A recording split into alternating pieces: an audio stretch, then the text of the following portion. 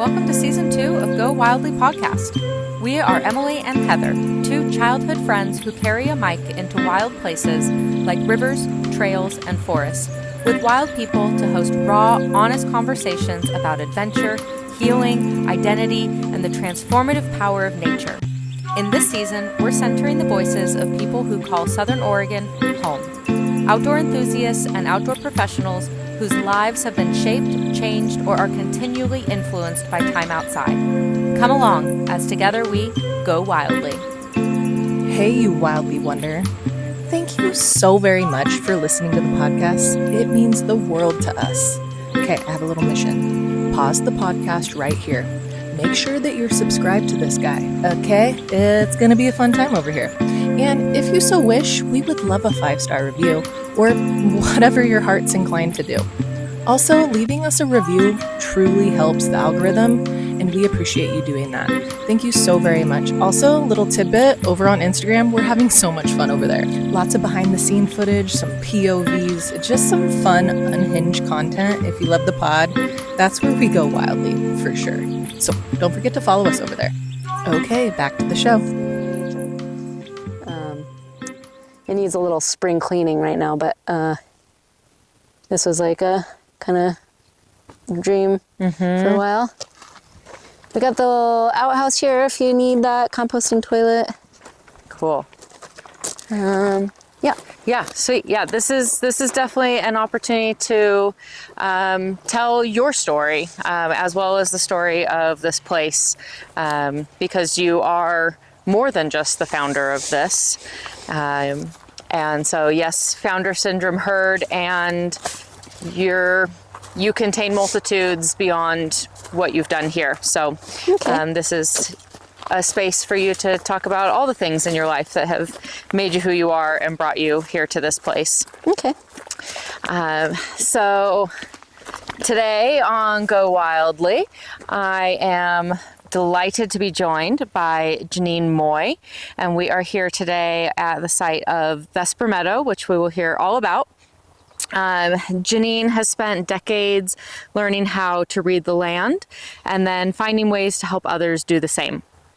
Her path has taken her from managing an agroforestry research site in upstate New York to plant field studies in the greater Yellowstone region, to guiding rock climbing in Colorado, to teaching outdoor science to kids right here in Oregon. She holds a degree in Applied Ecology from Cornell and a master's in environmental education from Southern Oregon University. 16 years ago, she put down roots in Southern Oregon, and in 2018, she founded the Vesper Meadow Restoration Preserve and Education Program, a living, working expression of something she'd been building toward for a long time. A place where people can come back into right relationship with the land and where that relationship goes both ways. She's also the founder of the Ashland Trail Trekkers Summer Camp and has worked with the Klamath Bird Observatory, the Klamath-Siskiyou Wildland Center, and others doing the quiet, essential work of connecting people to wild places. I'm excited to talk with Jeanine about what it means to restore a meadow, why that relationship between people and land matters so much right now and always, and what she's learning from the place that she's chosen to call home. Thanks, Emily. Thanks for Jeanine. coming all the way out. Yeah, my pleasure. Thanks for having me for my first time. Yeah. It's kind of wild that this is my first time here, but that's the way things go. Yeah. We're here. Everyone always says that, and we're here. You're welcome anytime. Doesn't matter when. Awesome. Thank you for having me. Do we need to do a soundtrack or anything? No, Okay. we just turn it on and go. All right. And the only time that we'll turn off the camera is when the battery dies. I'll do a quick little swap and then we'll continue on. All right. So yeah, tell us a little more about who you are, where you came from, and how you met the outdoors. Well, these days I've been saying I grew up in New York State. Same latitude, different attitude. Nice. And I'm the product of kind of intergenerational immigrants. My father's first generation Chinese American. My mom's second and third generation Ashkenazi Brooklyn Jew. And I think this is significant in my work and where I am now, I think, because it's giving me different viewpoints on the world that I value. And when it comes to like the vision of Vesper Meadow, integrating multiple viewpoints for greater understanding, I think it's just something that's like ingrained in me and coming down from my ancestors. So Yeah, when you carry so many identities and so many lineages, it makes it a little bit easier to see how there can be lots of opinions and lots of insight informing a single person or a single area. Yeah, different contexts, different modes of thinking.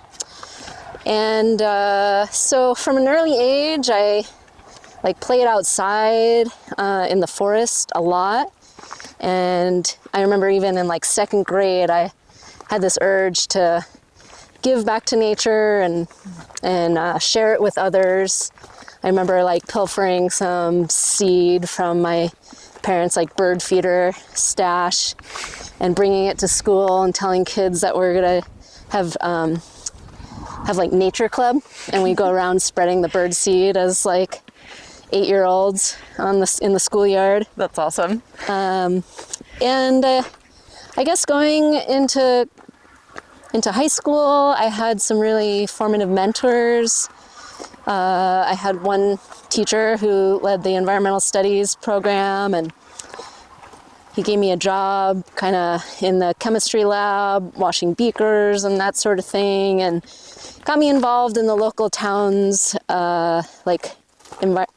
conservation and environmental planning committee as a student, and kind of tapped me into some things that gave me insights into the real world outside of the classroom. And so then going into college, my interests were art and environmental issues, and I chose the path of an applied ecology degree, because at the time I thought that's how I wanted to give back to the world and be a part of the world. And now I find myself integrating art as well. Cool. But I guess I had a really, really great kind of diverse experience in college and in my 20s, doing research, doing education, just a little bit of kind of policy and advocacy, and kind of blending different ways to ultimately like save the environment as it's framed. And I came to a place in Ashland, I guess, where I was doing mostly advocacy work. I was working with a kind of organization that grew out of kind of the timber wars culture and tree sits, and kind of stopping or fighting against kind of the impacts, the greatest impacts to the environment.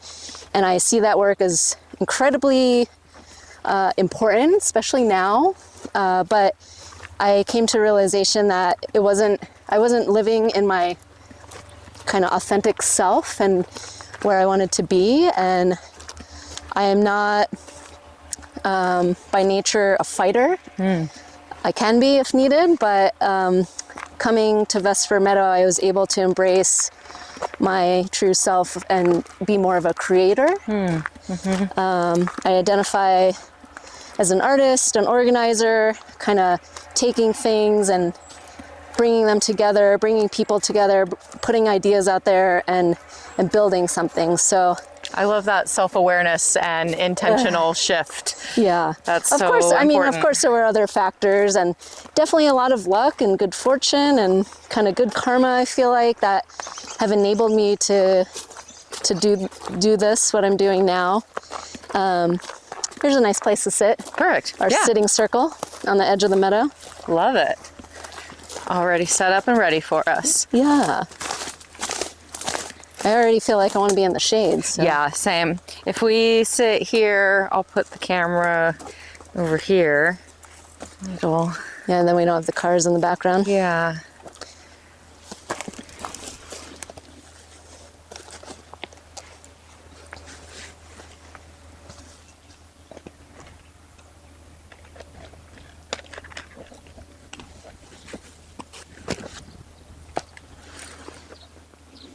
Gorgeous. Love it. How often do you come and just sit out here? Not as much these days. So I can see. When I lived up here, you know, it would be almost every day, and there was definitely a healing, grounding kind of aspect to that, especially in the spring.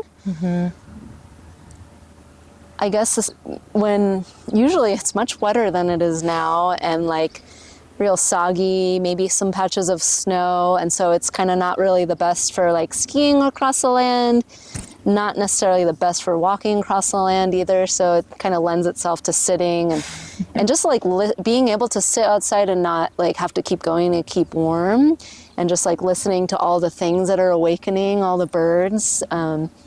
We have like over 70 birds identified up here now. Wow. And yeah, probably half of them or more back here in the spring. So yeah. What a nice place to find yourself. Yeah, definitely feel fortunate, and I don't forget it. There's constant reminders, not just from the land itself and like the beauty that it always has every single day, but also through the work with community and the meaning that people find here. Just people are able to like, they come up and they just readily express it, whether it's experiences of peace, freedom, relaxation, reconnection, healing, like just all the different kind of people and ways that they experience this place is a good reminder of that. Yeah. Totally. Yeah. How did you find yourself here? Yeah, it's a really interesting and rare story, I think. So I was doing outreach and organizing in the community and in touch with a lot of folks, and I was teaching a class to the retirement community around here, and it was called Stewardship of the Camas, and I encouraged everyone to take on a pet project, like adopt a trail, do a trash cleanup, some sort of stewardship on public lands or lands that you live on. And I had the good fortune of meeting the now owner of this property, Corey Ross, and we became friends, and she was inspired by seeing this place. It had a for sale sign for like 10 years. The previous owners were 7 siblings. They had inherited it from their father, and they had been leasing it out to local ranchers, not living on site. I don't think anyone actually ever lived year-round here since it went to settlers in the mid-1800s. And she had the thought that she could leave a conservation legacy and kind of also return back to, enter as a retired person. She could kind of return back to some of her roots, having grown up on a farm when she was younger. And so over the course of a year, we started looking at this place and bringing out different experts and looking at the water rights and the grazing lease as it was. And it had been my dream for a long time to have some sort of nature-based education program of my own. And I had come to Oregon in 2010 to study and kind of work up skills in that direction. Like you mentioned, I had dabbled in having a summer camp down in Ashland. And I came up here with Corey and kind of over the course of a year was telling her about kind of this vision, and we were talking about stuff. And once she was able to purchase the land, I just started kind of drafting up a plan and talking to people and looking for mentors and studying the land, looking at maps, looking at historical documents, and kind of dreamed up the Vesper Meadow vision. And it's really taken on a life of its own. I hold the vision now with my colleague, Stassi Maxwell, as well as the many groups that we work with, student groups, other organizations locally, tribal members who work with us through the Indigenous Gardens Network.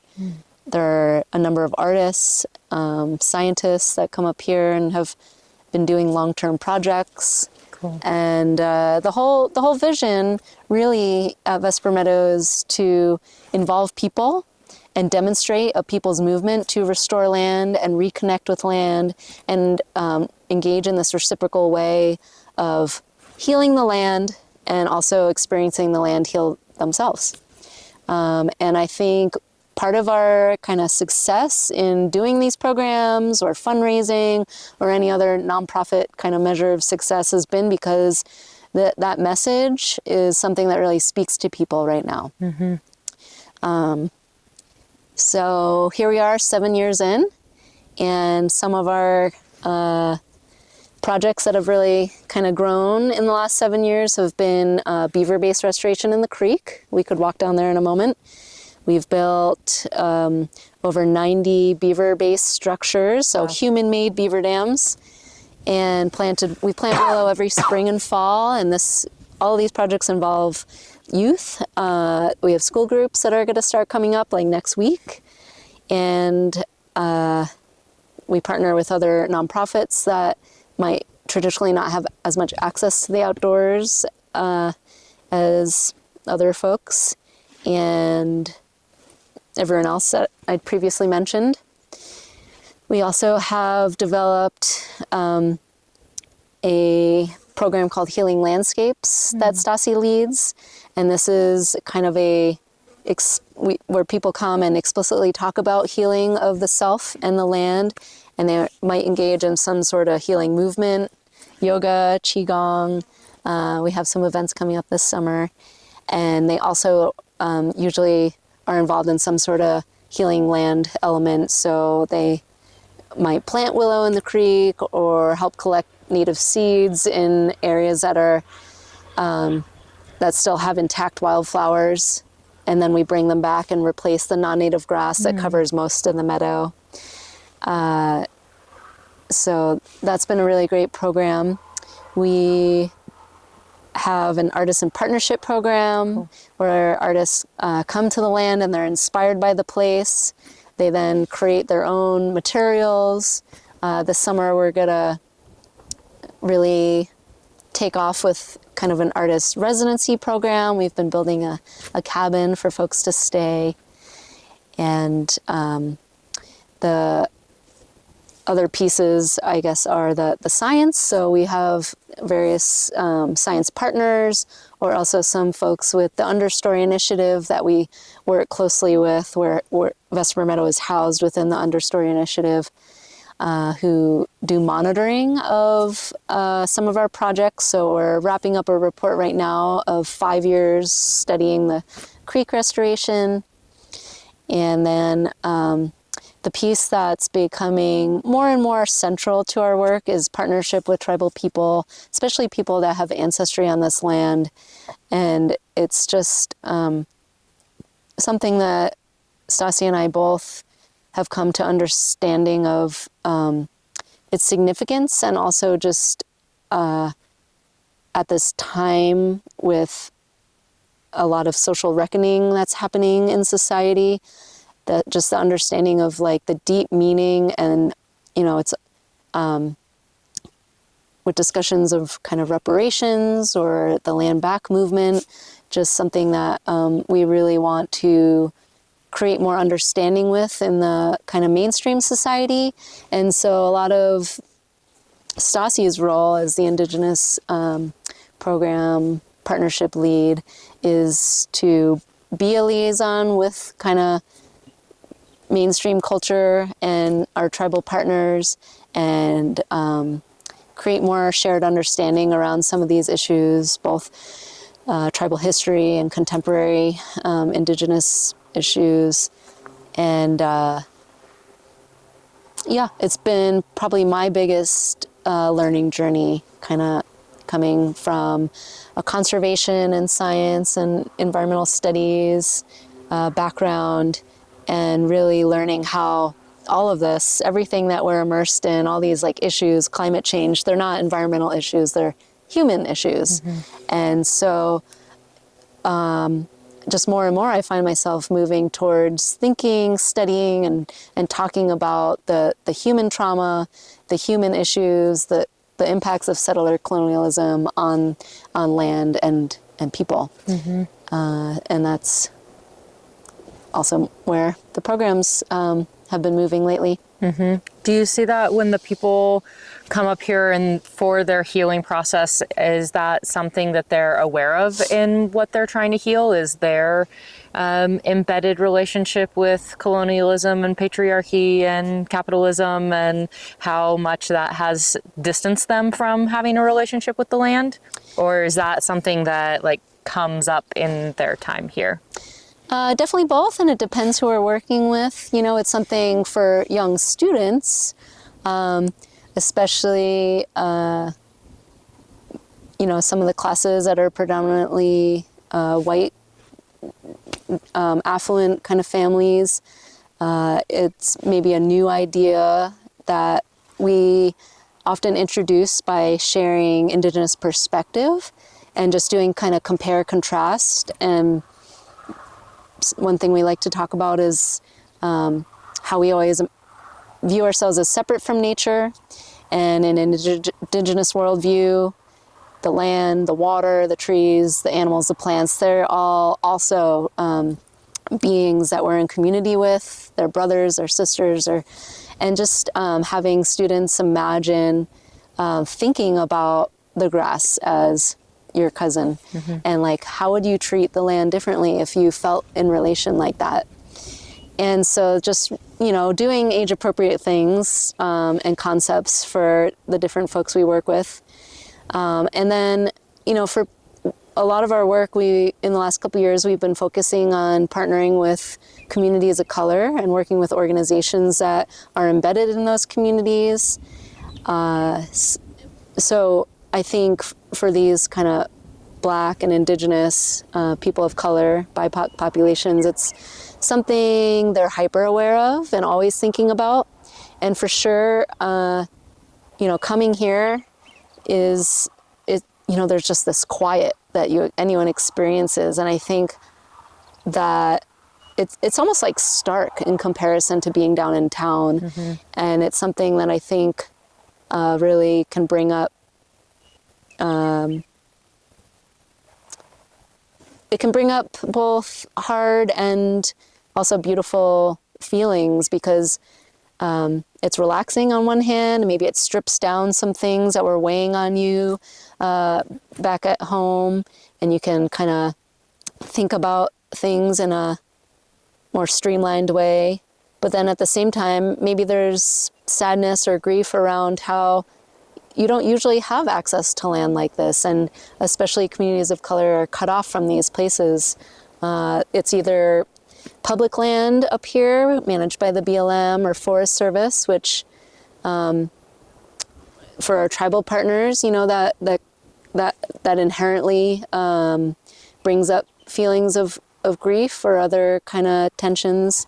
And otherwise, there are pockets of private land, and predominantly kind of white ranchers. And both of these spaces can feel very macho or intimidating, especially when trailheads or on private property. You know, it just, I don't maybe have to go into it, but for those that don't get out very much, you know, the presence can be intimidating when you see kind of lifted trucks or have people out there that explicitly are not nice. You know, I've heard a lot of stories that some folks wouldn't believe about when tribal people have come to their ancestral lands down here and gone on the Rogue River or gone huckleberry picking up here in the mountains and just have experienced harassment for no reason. Yeah. So, yeah, a lot of feelings that get brought up. And, you know, the more time you spend up here, I think, and the more you think about these things and engage in these conversations, you just see it everywhere. You know, these planks that we're sitting on right now are trees that were milled on site very early on, probably in the 20s. Wow.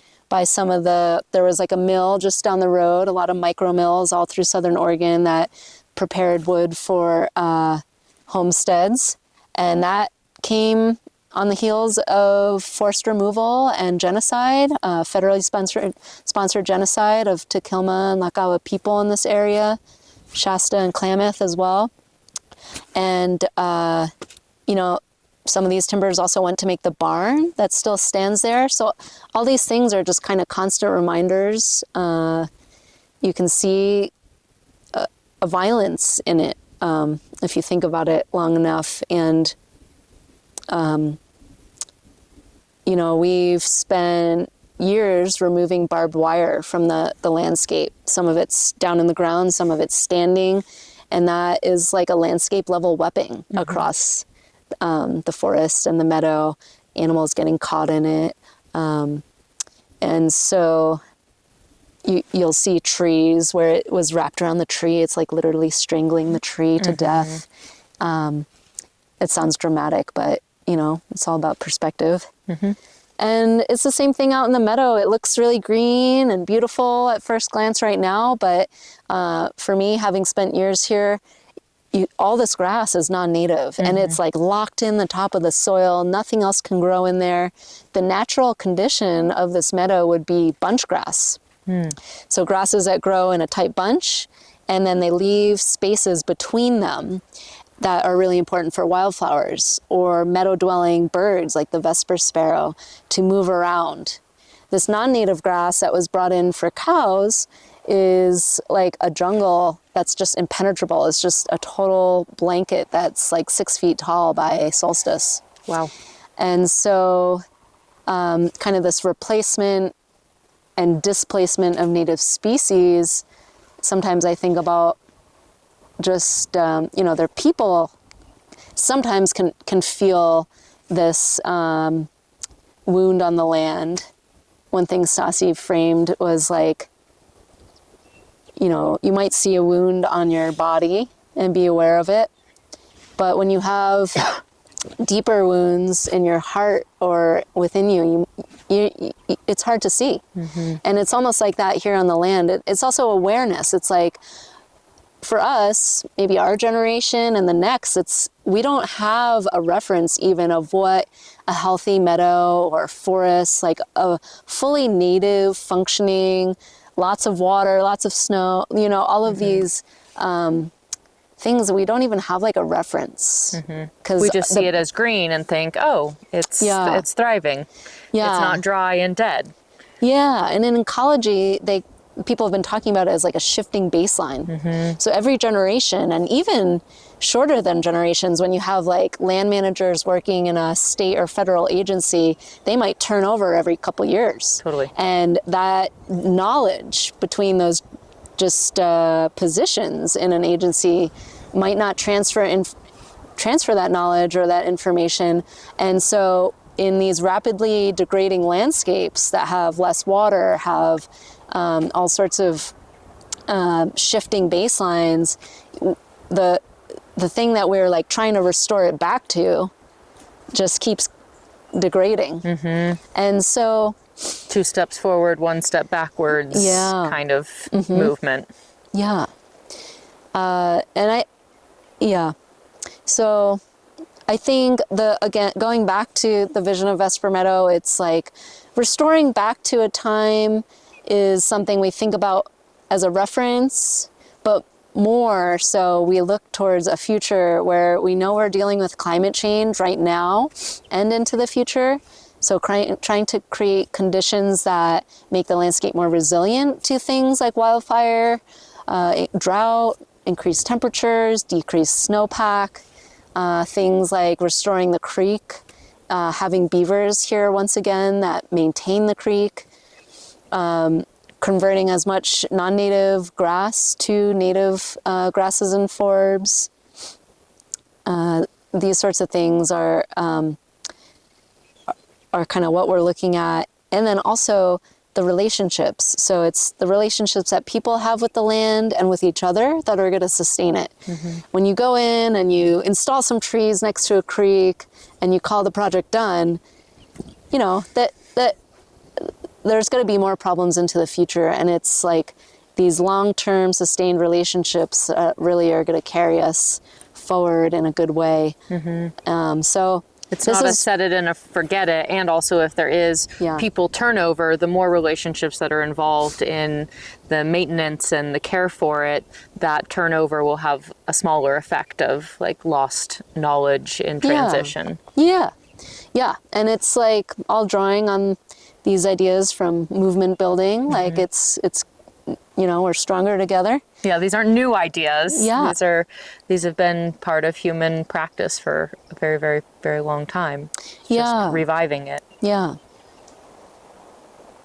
Yeah, and we, before we were on camera, we started just touching on like some of the women's presence, I guess, in the outdoors. And I don't always like to highlight kind of gender or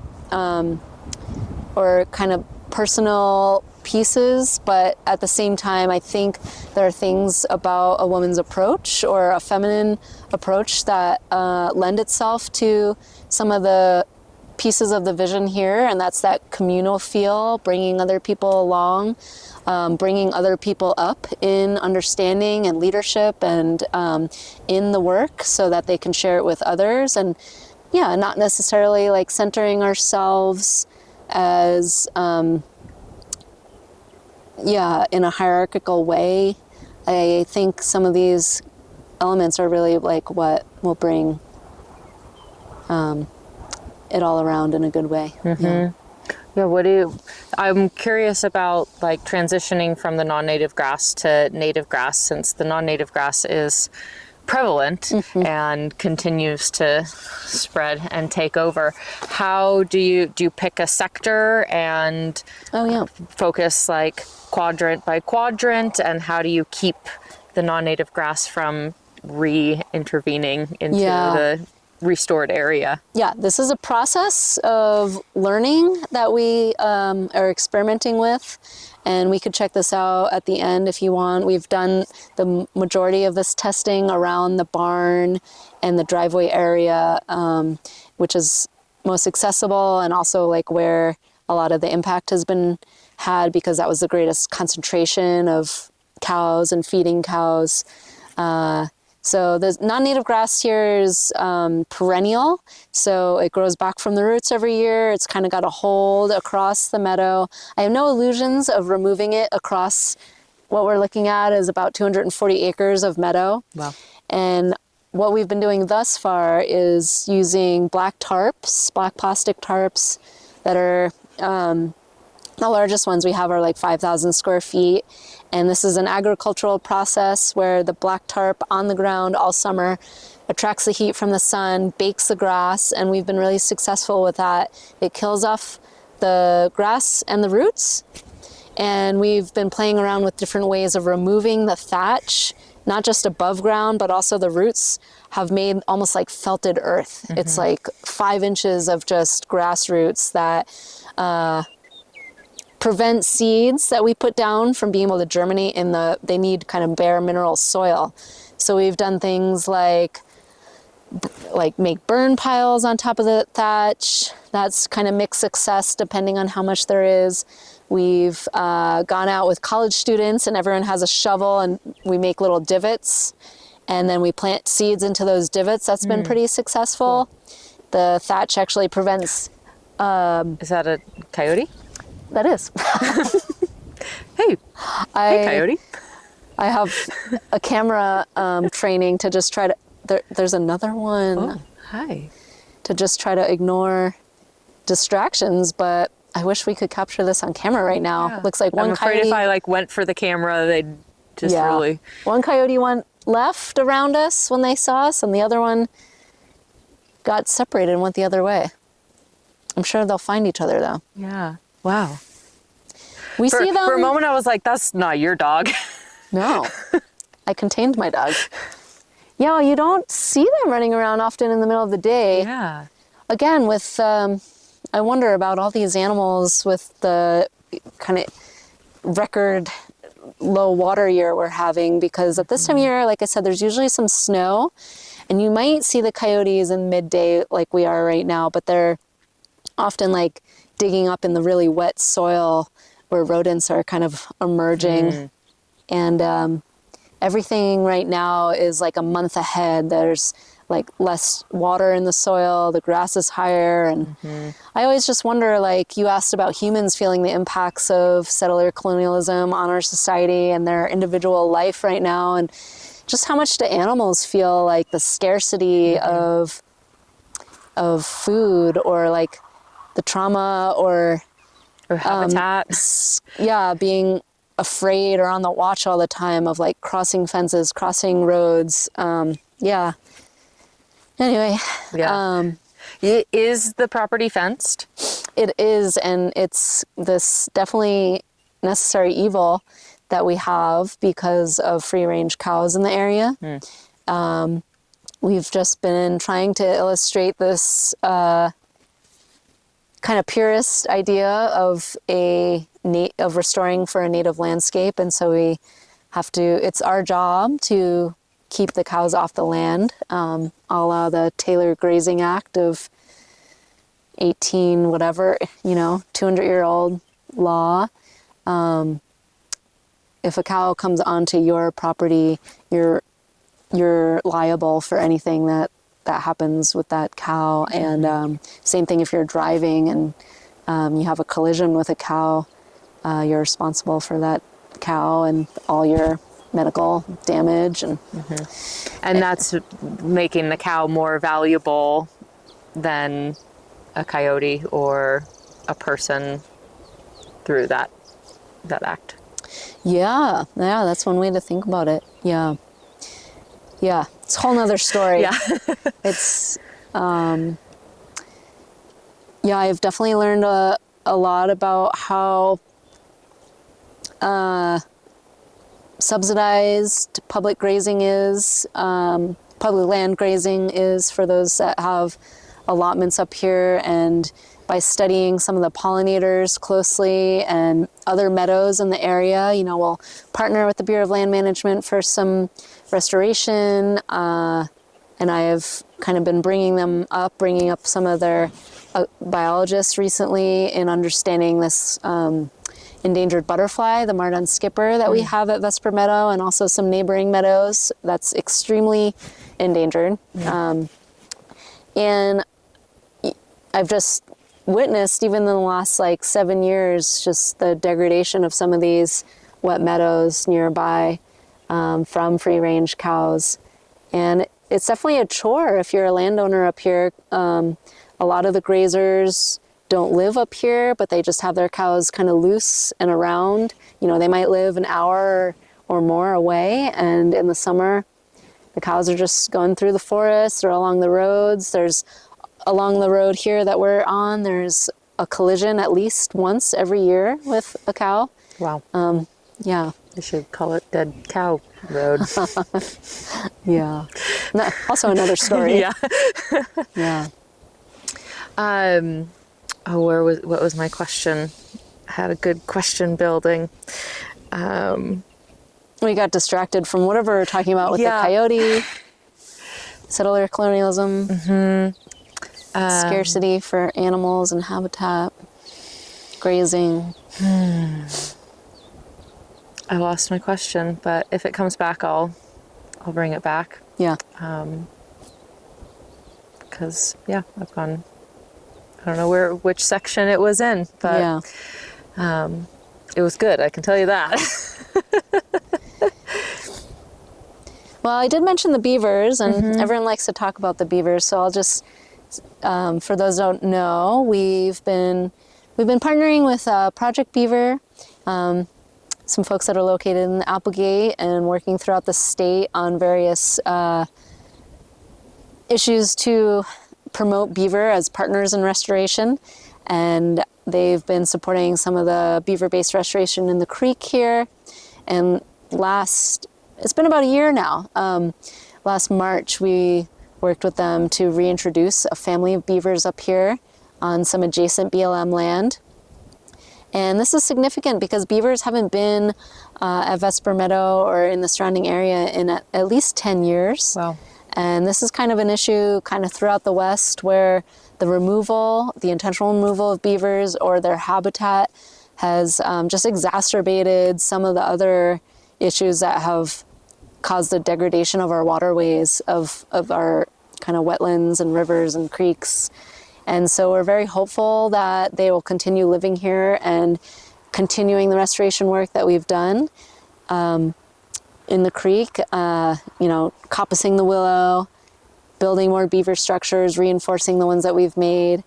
I'm on the verge of starting to do a little monitoring for them this spring. We saw them last fall. So we'll see if they're still here. Mm-hmm. Did you say they were reintroduced or they found their way back?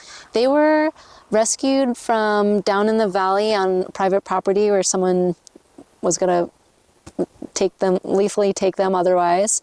And so they were brought up here in the vicinity and released in March. And they survived all the way through the fall and kind of stayed in the area. And we didn't track them through the winter, but we're going to start looking for them this spring and see if they're still here. Yeah. I'm going to ask a question that I probably know the answer for, but for the benefit of our listeners, what do beavers do for a waterway that is beneficial, and how does the lack of them cause degradation in our waterways and in our water systems? Beavers are the fundamental engineers of waterways, and you can do you can do evidence-based research on this. There's been studies on the sediments in meadows, and now people that farm reap the benefits of the sediment that's been collected in beaver ponds. By them damming up waterways, they slow the water down. It can seep into the ground better, collect sediment, add more shade. They're clipping back willow to eat, and then those bits of willow that they miss can sprout and proliferate in the creek. So their ponds also become habitat for fish, I just saw a study on birds really benefiting from their habitat, that their ponds and kind of structures that they create a lot of complexity in the waterway that promotes biodiversity. So they improve water quality, habitat, kind of soil. It expands out from just the in-stream habitat. And you'll see a lot of research these days on how it creates resiliency to wildfire. There's some great pictures from the fire out in Klamath a few years ago, where these places that had been heavily logged in the last, several decades were just totally charred. And there's these drone photos where, thousands of acres are just blackened. But then there are these beaver inhabited creekways running through it, and they're green, and they're kind of the oasis from which everything else will regrow. Where it's a place where birds can thrive in the riparian area, this kind of beaver maintained area, and then they can bring seeds out from there. And so there's a lot of ecological value, and I think at a state political level, Oregon is really realizing there's a big economic value for beavers as well. Like I said, for farmland, for fish and waterways, and also climate resiliency. Mm-hmm. Yeah. So in that kind of complexity of save the earth, but no, we really need to save the people. This is a human issue. Do you do much of that, like orienting language around, yes, this is good, this is how the beavers are helping the planet, helping the earth, but this is how beavers help you as a person also?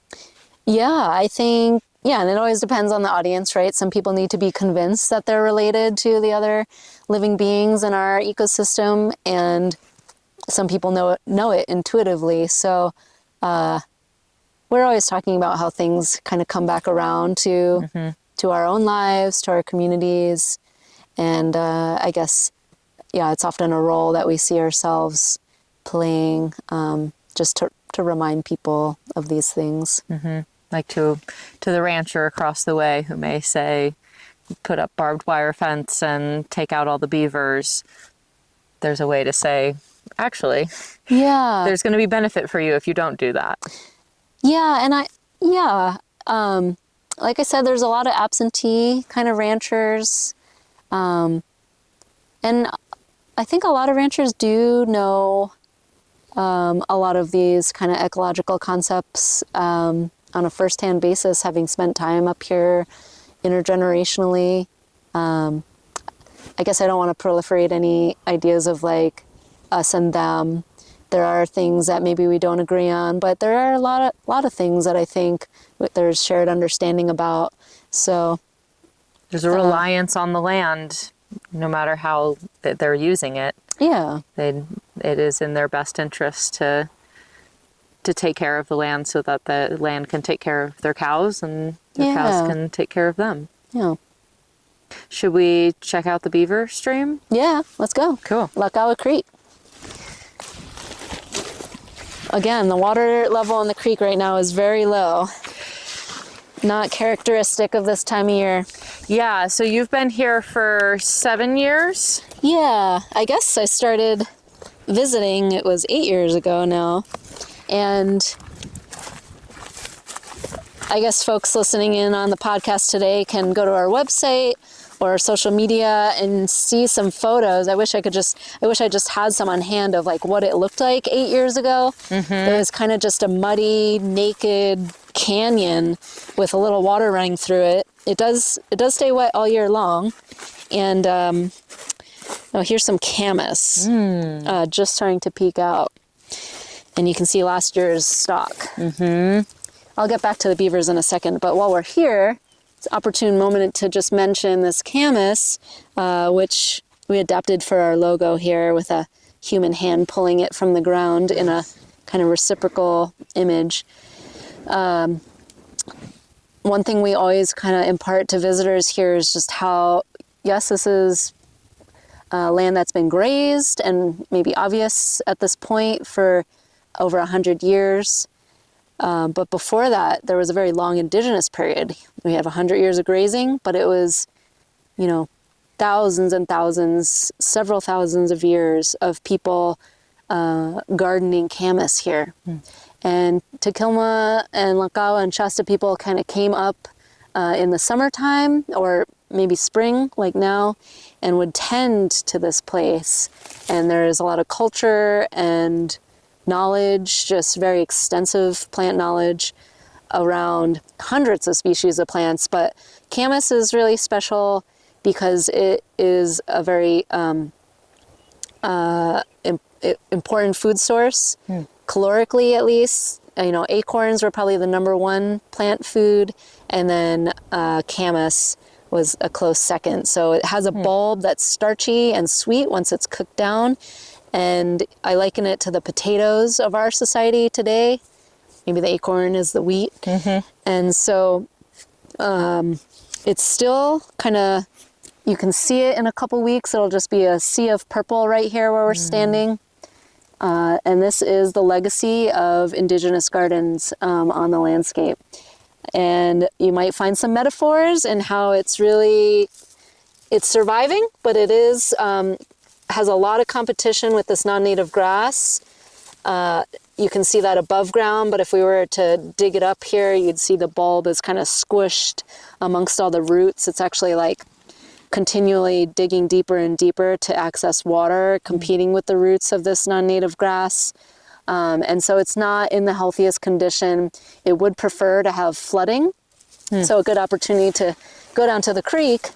The creek is very incised, and part of what would help the camas here is if the level of the water was closer to the level of the floodplain.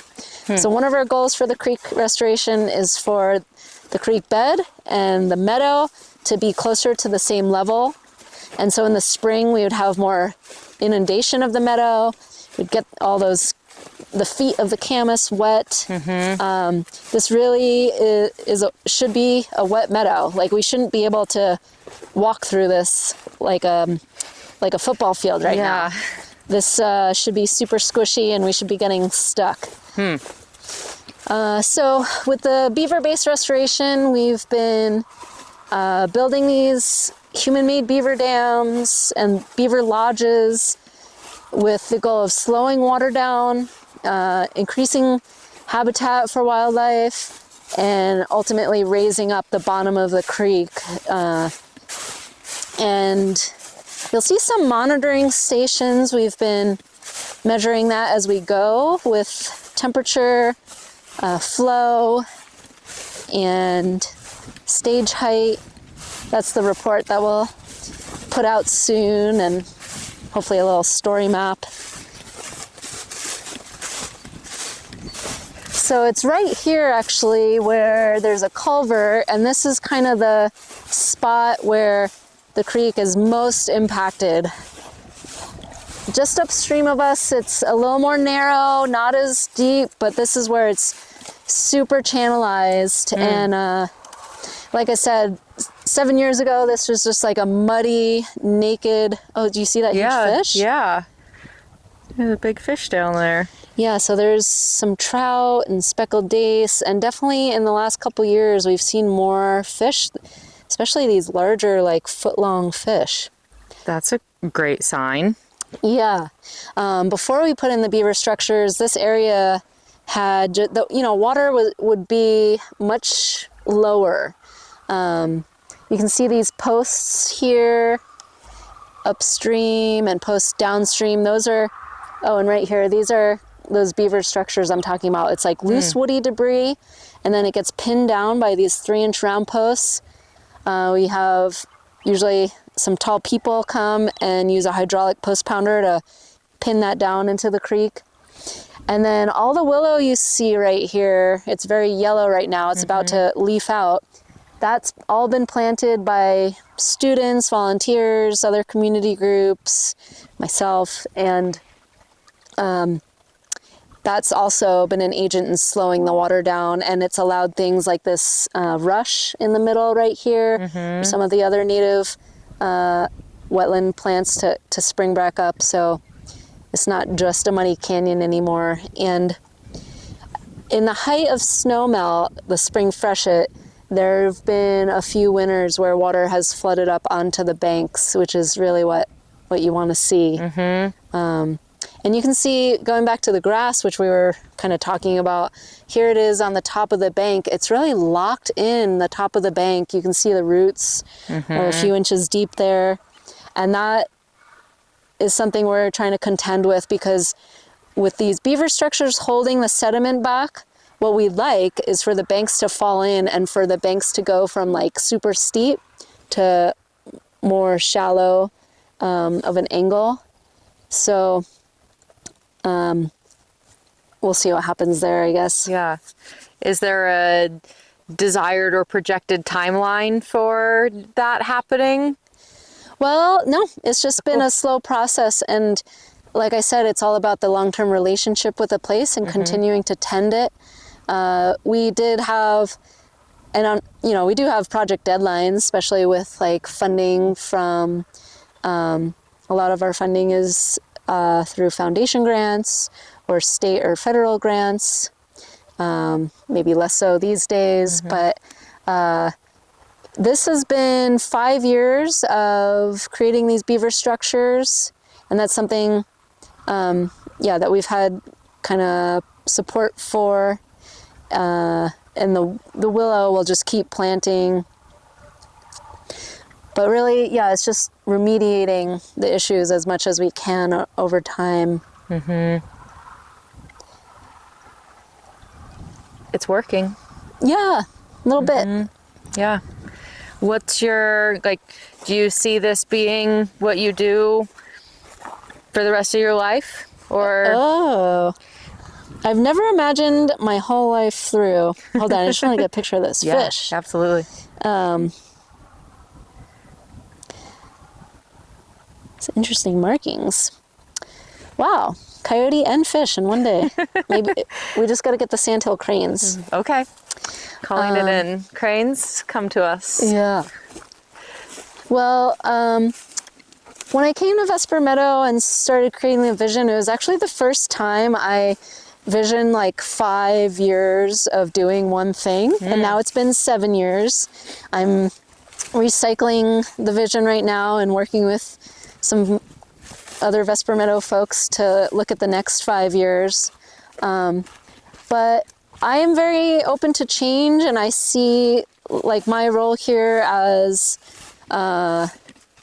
I'm trying to hold things lightly and create space for other community groups that we continue to work with to bring their kind of goals or dreams to the work. And so I guess there's an element of like being successful in the Vesper Meadow vision of community powered restoration and reciprocal human land relationship and land justice. There are things I think that I would work myself out of a job if there were kind of community groups or some of our partners that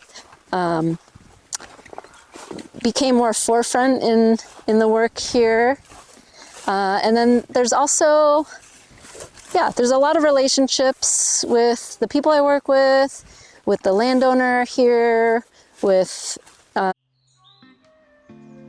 Howdy friends, quick little pause on the adventure. First of all, we just want to say thank you. Truly. The fact that you're out there listening to this weird little outdoor podcast we started means more to us than you probably realize. We're just two little feral childhood besties that had an idea, grabbed some microphones, and decided to record conversations in the wild. And somehow you showed up for it. Thank you. So if this podcast has ever made you laugh, taught you something, or kept you company on a drive, a hike, or a day at the river, we have one small favor to ask you. Give the show a follow, tap the stars, and leave a review if you can. And also, here's a little fun exercise. Think of the first person who popped in your head while listening to this episode. Because let's be honest, everyone on podcasts reminds somebody of somebody, or somebody you know that'll enjoy this podcast. Send this episode to them. That's honestly the best way this little wildly podcast grows. All right, thanks for being here with us. Now let's go wildly together. All right, we're back. Yeah, Quick the battery. future of Vesper Meadow is going to be shaped by the community groups and the people involved here. It's, I feel like every few years, kind of growing and changing. And in my role here, I think I like to hold it lightly so that it's kind of open for that shared vision. So we'll see where that all goes. And of course, I guess in my personal life, there's developments and changes as well. So I can't say exactly, but I do think I'll be here for the next several years. Yeah, the foreseeable future. Well, again, I've never looked further than 5 years. So. I think that's great. Thank you, Jeanine, for your knowledge and your insight and the work that you're doing here to repair this land and to repair community, and to put that work also into the community's hands to do it for themselves too. That empowering them with the tools and the place and the infrastructure to heal reciprocally.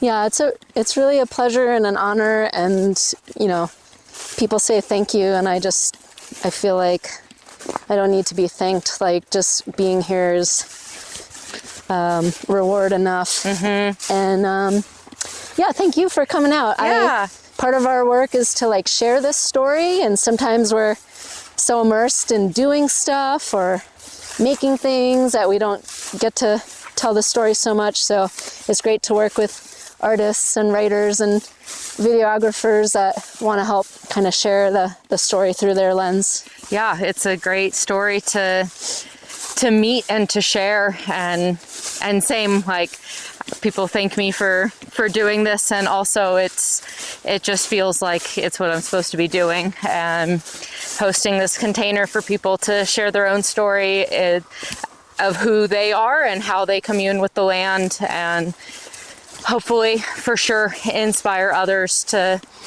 see what's possible and to pick it up themselves. So reciprocal gratitude for enabling me to do what I love to do, and for allowing me to witness you doing what you love to do. Right on. So our little wrap-up questions, head back to base.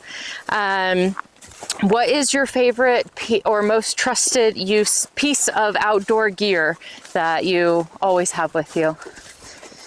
I mean, hat and sunglasses and boots, do those count? Absolutely. That's what Daniel said too.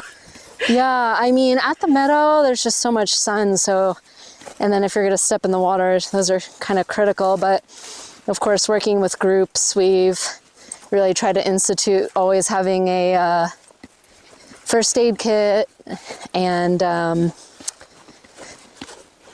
what else is handy in the backpack? I mean, a knife and a duct tape. Also good. Yeah, absolutely. And a piece of advice for your younger self?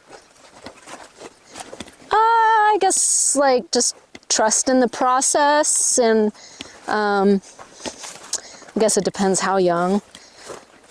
You decide. Yeah. Which version of Jeanine might have needed a piece of advice that you could give. Yeah, it's like if you put the intention out there, it's gonna come back around at some point. I just have lived by like sticking to what you believe and want and working towards something, holding it loosely, putting it out there and telling people that you're gonna do something one day. Eventually it comes true. Totally hear that. And a piece of advice for somebody wanting to get into the outdoors or live a life like you have? I guess, seek out mentors, or I guess it just is going to depend on someone's barriers. Like, it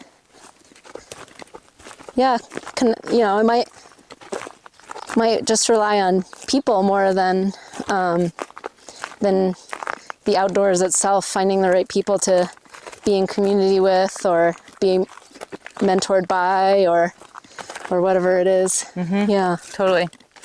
And when your body expires and your soul leaves this plane of existence, how do you want to be remembered?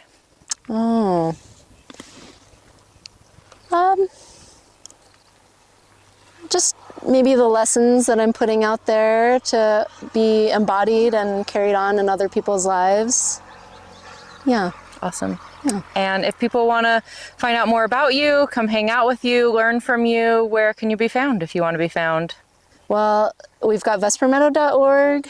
We're at Vesper Meadow on Insta and Facebook. That'll come my way, or you can direct email Jeanine, Jeanine, at vespermeadow.org. Awesome. Thank you so much, Jeanine, for your time and your work and your humility and your engagement in this land and in these people. It's Pleasure. really, really wonderful to see. And Thank it's nice to see you again and connect and learn more about you. Yeah. Yeah, thanks. Absolutely. Thank you. All right, that's all for today. Do all the things. I'm Emily. She's Jeanine. Heather's not here, but together we're Go Wildly. That's a wrap on this episode of Go Wildly. From the bottom of our backpacks, thank you for listening. We know you enjoyed the show, so tap follow, tell a friend or two, and leave a quick review if you can. It makes a real difference. Your support allows Go Wildly to reach new listeners and bring more outdoor stories to the mic. Until next time, go wildly and go outside.